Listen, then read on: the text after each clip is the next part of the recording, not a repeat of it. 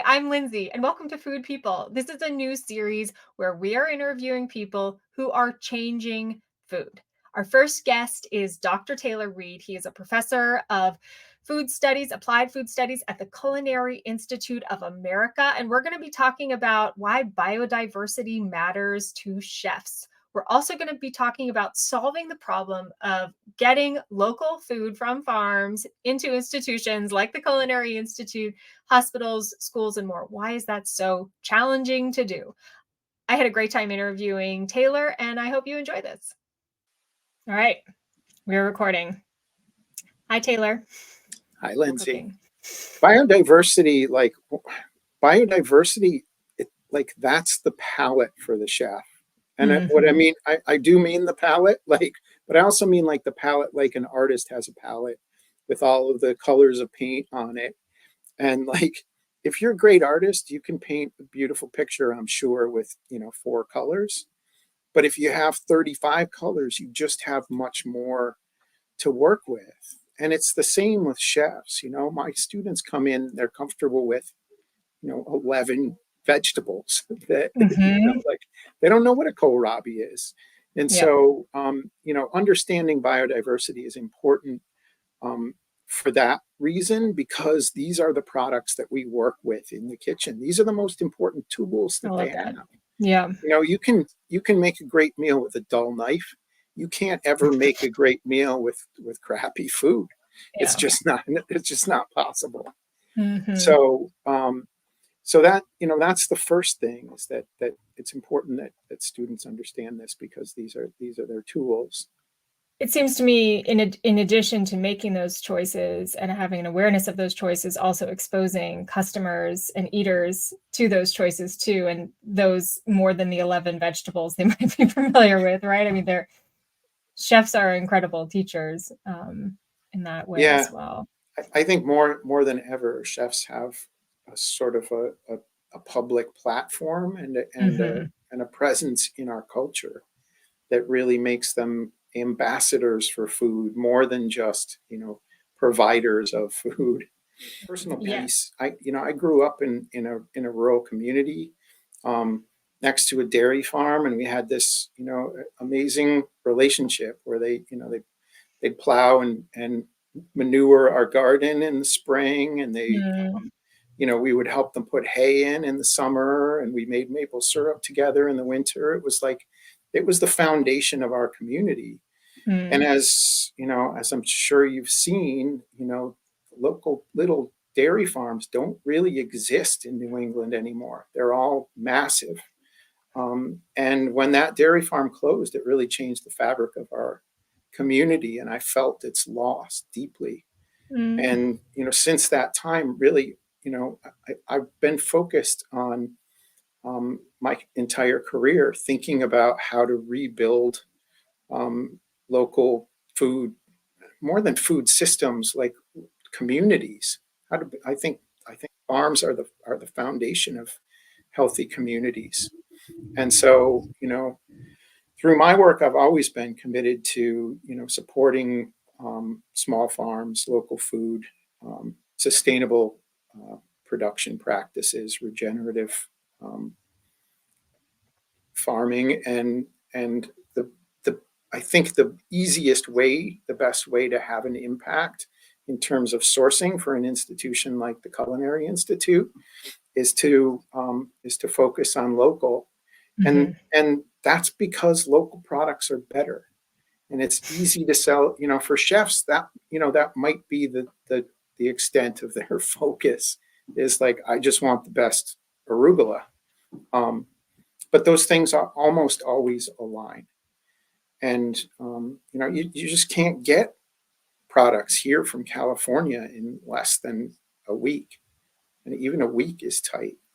So I think it's really a combination of those things. It's something that I'm deeply committed to, because I believe that it will improve our world, and I think it'll be better for the Culinary Institute and better for us all as eaters if our students and our chefs are accessing and valuing local products. what do you think is going to be the biggest obstacle to try to overcome in this work?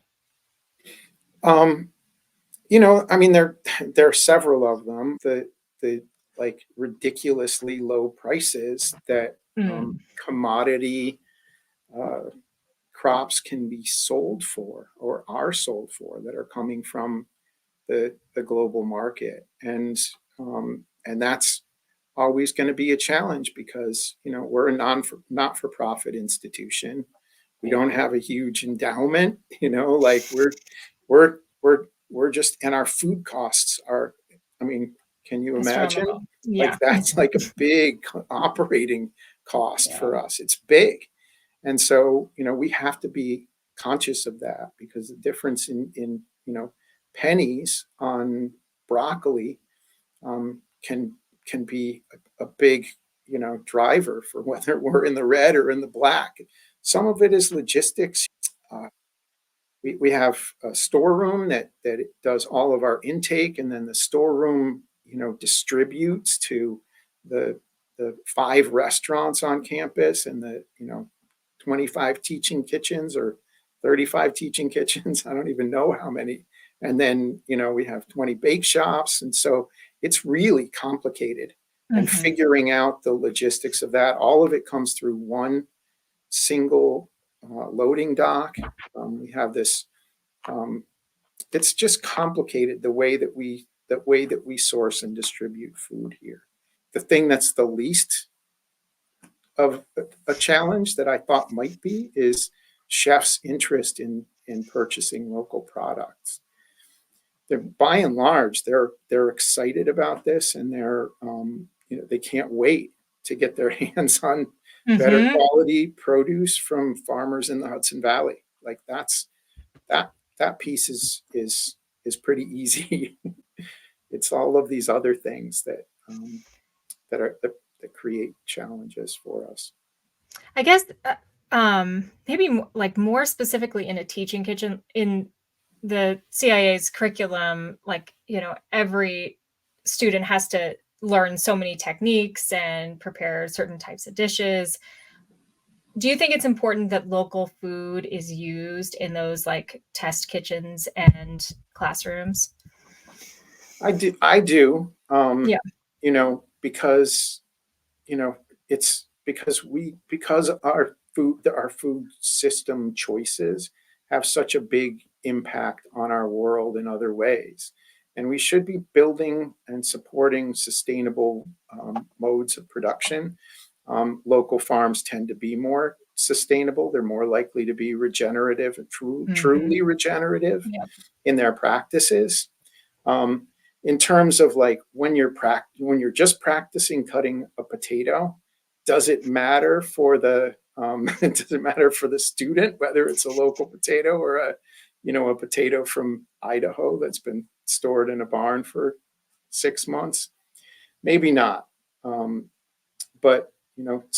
almost all of our food gets eaten at some point, and so you know, if we can figure out how to do it, if we can overcome those logistical challenges, why not have better quality products? Right. You Yep. know, and then our students learn to work with the best quality products. Question. Like in 2 years, where would you like to see the CIA in terms of local food? Like what is your vision for how this project might impact the future of the school?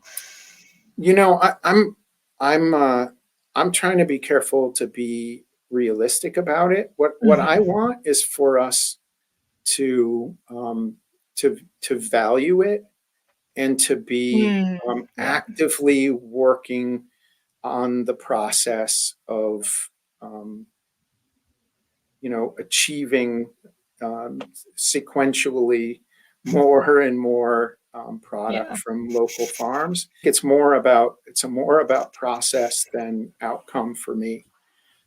As long as we're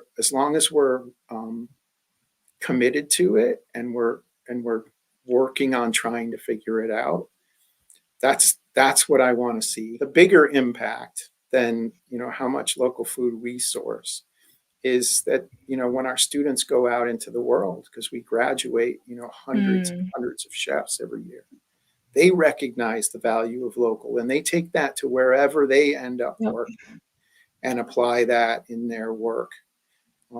That to me is the most important thing here.